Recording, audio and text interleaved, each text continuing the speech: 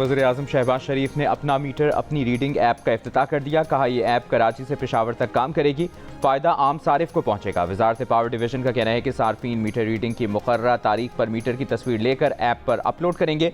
उसी रीडिंग की बुनियाद पर उनका माहाना बिल जारी किया जाएगा। पावर डिवीज़न ज़राए का कहना है कि अपना मीटर अपनी रीडिंग ऐप के इलेक्ट्रिक सार्फिन इस्तेमाल नहीं कर सकेंगे।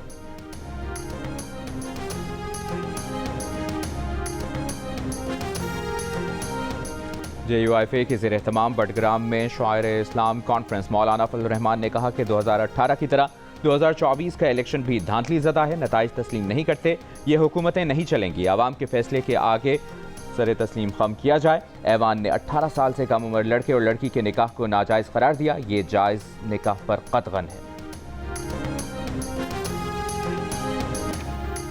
बलूचिस्तान के अजला मूसा खेल बारखान और गिरदो नवाह में ज़लज़ले के झटके, सैकड़ों मकानात को नुकसान पहुंचा। मकानात गिरने से 5 अफराद जख्मी हो गए, जिनमें 2 की हालत तशवीशनाक है। ज़लज़ले की शिद्दत 5.3 और गहराई 10 फुट रिकॉर्ड की गई।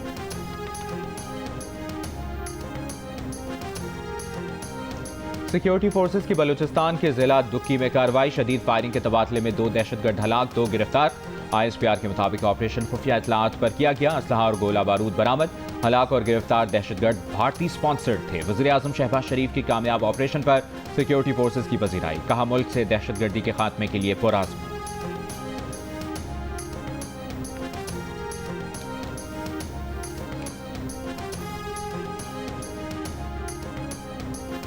Justice Sarfaraz Dogar Islamabad High Court के सीनियर तरीन जज। जस्टिस मोहसिन अख्तर कियानी दूसरे सीनियर जज करार। सदर मुमलिकत ने इस्लामाबाद हाई कोर्ट के जजों की सीनियरिटी तय कर दी। वज़ारत कानून इंसाफ से जारी नोटिफिकेशन के मुताबिक जस्टिस सरफराज डोगर पहले और जस्टिस मोहसिन अख्तर कियानी दूसरे सीनियर जज हैं। जस्टिस मियां गुल हसन औरंगजेब सीनियरिटी में तीसरे नंबर पर होंगे। जस्टिस तारिक महमूद जहांगीरी सीनियरिटी में चौथे, जस्टिस बाबर सत्तार 5वें, जस्टिस सरदार एजाज इसहाक 6ठे, जस्टिस अरबाब ताहिर 7वें, जस्टिस अमन रफ़त 8वें नंबर पर, जस्टिस खादिम सुमरो का सीनियरिटी में 9वां और जस्टिस आजम खान का 10वां नंबर, जस्टिस मोहम्मद आसिफ 11वें और जस्टिस इनाम अमीन मिन्हा सीनियरिटी में सबसे आखिरी 12वें नंबर पर होंगे। जस्टिस सरफराज डोगर, जस्टिस खादिम सुमरो और justice Asif Islamabad High Court के मुस्तकिल जज होंगे। जस्टिस सरफराज डोगर और 2 जजों का इस्लामाबाद हाई कोर्ट में तबादला मुस्तकिल बुनियादों पर किया गया है। सदर ने सीनियरिटी की मंजूरी सुप्रीम कोर्ट के 19 जून के फैसले की रोशनी में दी। गुज़िश्ता रोज इस्लामाबाद हाई कोर्ट के 5 जजों ने ट्रांसफर केस का फैसला चैलेंज करते हुए intra court appeal supreme court में दायर की थी।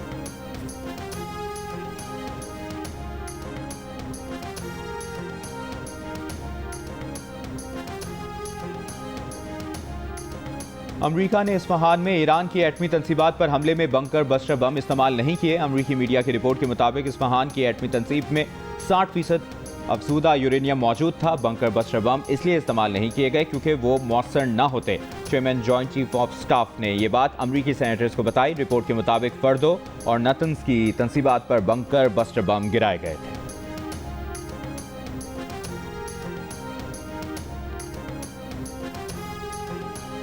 अमरीकी सदर डोनाल्ड ट्रंप का एक बार फिर गजा में जंगबंदी पर जोर। एक बयान में कहा कि गजा में जंगबंदी के लिए मुआहिदा किया जाए और यरगमालियों को वापस लाया जाए। अमरीकी सदर ट्रंप इसराइली वज़ीर-ए-आज़म के खिलाफ करप्शन स्कैंडल में अदालती कार्रवाई पर बरहम। कहा नेतन्याहू यरगमालियों की बाजियाबी के लिए हमास से डील करने की कोशिश में है। अदालती कार्रवाई ईरान और हमास से डील करने में रुकावट बनेगी। अमरीका इस अदालती कार्रवाई को हरगिज़ बर्दाश्त नहीं करेगा। दावा किया कि नेतन्याहू ने अमरीका के साथ मिलकर ईरान के न्यूक्लियर प्रोग्राम के खिलाफ बड़ी कामयाबियां हासिल की हैं। ये कैसे मुमकिन है कि ऐसा इसराइली वज़ीर-ए-आज़म सारा दिन अदालत के कमरे में गुजारे? नेतन्याहू के खिलाफ अदालती कार्रवाई हमारी फतह को गहना देगी। बोले नेतन्याहू को उसी अंदाज से इंतकाम का निशाना बनाया जा रहा है जिससे अमरीका में वो खुद गुजरे हैं।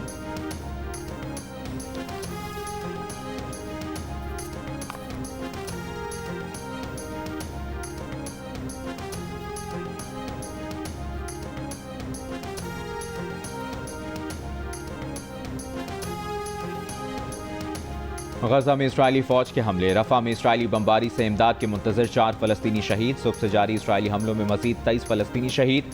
गजा की महकमा सेहत का कहना है कि गुज़श्ता 24 घंटों में 88 लाशें और 365 जख्मियों को अस्पतालों में लाया गया।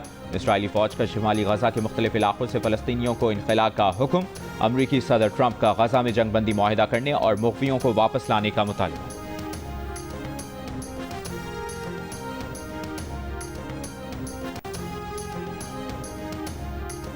ईरान ने IAEA के सरबराह राफेल ग्रोसी पर एटमी तनसीबात का दौरा करने पर पाबंदी लगा दी। IAEA को एटमी तनसीबात पर निगरानी कैमरे लगाने की भी इजाज़त नहीं होगी। ईरानी वज़ीर ख़ारिजा ने कहा कि ग्रोसी का दौरा बेमानी होगा और मुमकिन है ये बदनीयती पर मबनी हो। ईरानी पार्लियामेंट के स्पीकर ने ग्रोसी को इसराइल का मुहाफ़िज़ और गुलाम करार दिया था। पाकिस्तान में ईरान के सफ़ीर रज़ा अमीरी ने कहा है कि भारतीय हुकूमत ने दौरान जंग ईरान की किसी किस्म की हिमायत नहीं की।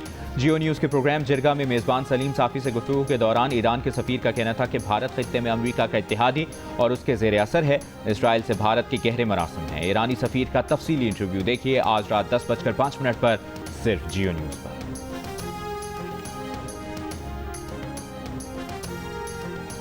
वज़ीर ख़ारिजा इसहाक़ डार के तुर्क वज़ीर ख़ारिजा हकान फ़ैदान से टेलीफोनिक गुफ्तगू, दो तरफ़ा कसीरुल जहती ताउन पर तबादला ख्याल, इलाकाई सूरत हाल पर भी बातचीत। तर्जुमान दफ्तर ख़ारिजा के मुताबिक वज़ीर ख़ारिजा ने आसियान रीजनल फोरम पर भी मुशावरत की। आसियान का इजलास 10 से 11 जुलाई तक कोलालमपुर मलेशिया में होगा।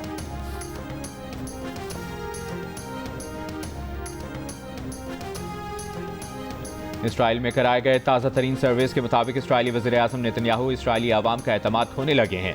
इसराइली वज़ीर-ए-आज़म की शोहरत तेज़ी से कम हो रही है। कबल उस वक्त इंतखाबात करा के एक बार फिर इख्तिदार संभालने के मंसूबे बनाने वाले नेतन्याहू को ईरान के खिलाफ जंग से वो मकबूलियत नहीं मिल पाई जिसकी वो उम्मीद कर रहे थे। 59% इसराइली शहरी चाहते हैं कि यरगमालियों की वापसी के बदले गजा में जारी लड़ाई खत्म कर दी जाए, जबकि नेतन्याहू पर इल्ज़ाम है कि वो सियासी फ़ायदे के लिए इसराइली यरगमालियों की महफूज वापसी की कुर्बानी दे रहे हैं। और 49% इसराइलियों का मानना है कि गजा की जंग अब भी जारी रहने की वजह सिर्फ नेतन्याहू की सियासी ख्वाहिशात हैं। इसराइलियों की अक्सरियत अब नेतन्याहू पर एतमाद नहीं करती।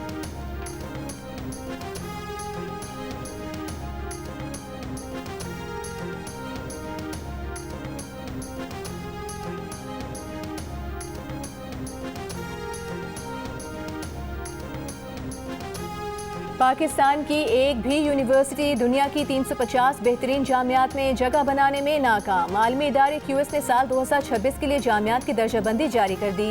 कायद-ए-आज़म यूनिवर्सिटी पाकिस्तान में 354वीं पोजीशन के साथ सर फहरिस्त। नस्र की 371वीं पोजीशन। जामे कराची 1001 जामियात में जगह बना सकी।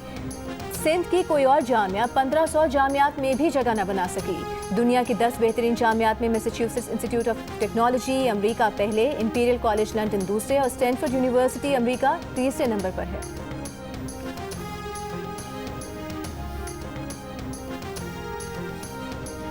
DHQ अस्पताल पाकपतन में 20 बच्चों की अमवात 16 से 22 जून के दरमियान हुई हैं। कमिश्नर साहिवाल का नोटिस। 3 रुकनी इंक्वायरी कमेटी तश्कील दे दी। कमेटी 2 जुलाई को रिपोर्ट कमिश्नर को पेश करेगी। वरसा ने डॉक्टर्स और पैरामेडिकल स्टाफ की गफलत और ऑक्सीजन सिलेंडर की कमी का इल्जाम लगाया।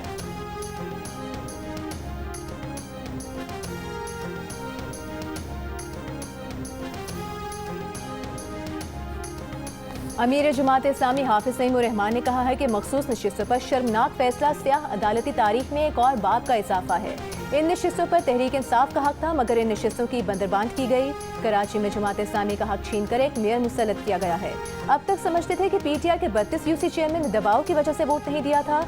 आज PTI के 32 लोग कह रहे हैं कि उन्हें पीपल्स पार्टी पसंद है, अदम एतमाद का साथ नहीं देंगे। तहरीक इंसाफ बताए कि उसने पीपल्स पार्टी का साथ देने वाले अरकान के खिलाफ क्या कार्रवाई की है।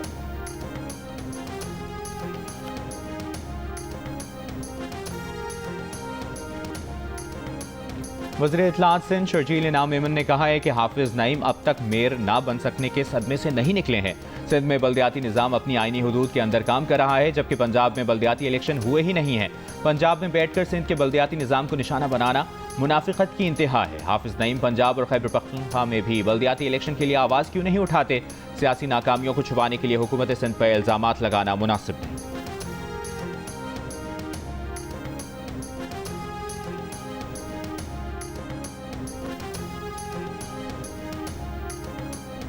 गवर्नर सिंध कामरान खान टिसोरी ने कहा है कि मुल्क की दिफा मजबूत हाथों में है। दुश्मन की किसी भी साजिश के खिलाफ हम मुत्तहिद हैं। ऑपरेशन बुनियानुम मरसूस के जरिए दुश्मन को भरपूर जवाब दिया गया। हमने खित्ते में बालादस्ती का भारतीय ख्वाब चकनाचूर कर दिया। हाफिज ताहिर महमूद अशरफी के हमरा प्रेस कॉन्फ्रेंस में गवर्नर सिंध ने कहा कि फ़लस्तीनी अवाम पर ढाए जाने वाले मज़ालिम पर खामोश नहीं रहेंगे।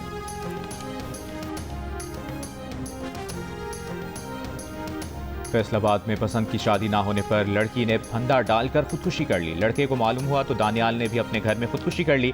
पुलिस का कहना है कि लाशें वरुसा के हवाले कर दी गई। मजीद वाक़े की तहकीकात की जा रही है। मेन पर्पज़ यही है कि सारे प्लास्टिक को इकट्ठा किया जाए, इकट्ठा करके जो इको ब्रिक फैसिलिटी लग गई है हमारी सुंदर के अंदर, वहाँ पर इसको प्रोसेस किया जाए और प्रोसेस करने के बाद इसको कन्वर्ट किया जाए इको ब्रिक के अंदर। अगर आप 1.5 लीटर बोतल की बात करें तो 20 बोतल अगर आप एम्प्टी इसमें डालती हैं तो it becomes 1 kg। 1 kg green credits के थ्रू जो अभी मिल रहे हैं is equivalent to 1000 rupees. Lahore में 1.5 लीटर की 20 या 500 मिलीलीटर की 40 प्लास्टिक की खाली बोतलें जमा कराने पर अब आपको मिलेंगे 1000 रुपए। वज़ीर आला ग्रीन क्रेडिट्स प्रोग्राम के तहत पंजाब हुकूमत का प्लास्टिक को रिसाइकिल करने के लिए निजी कंपनी के साथ मुआहदा है, जिसके तहत प्लास्टिक की बोतलें जमा कराने के लिए मशीनें आइंदा माह लाहौर की मार्केटों, बाजारों और 4 बड़ी जामियात में नस्ब की जाएंगी। कंपनी चेयरमैन का कहना है कि जमा प्लास्टिक से फुटपाथ, सड़कों के पैच वर्क और ईंटें बनाई जाएंगी।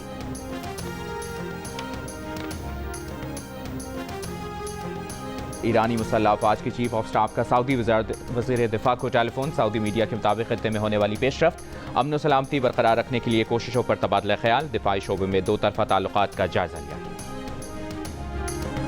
और आज से 5 जुलाई तक इस्लामाबाद, पंजाब, खैबर पख्तूनख्वा, कश्मीर में तेज बारिश की पेशगोई। कराची, हैदराबाद, ठट्टा और बदीन में 2 से 5 जुलाई के दौरान मूसलाधार बारिश का इम्कान। NDMA का मुमकिना सैलाब, लैंडस्लाइडिंग और अर्बन फ्लडिंग के हवाले से अलर्ट जारी। मुतालिका इदारों को तैयार रहने की हिदायत।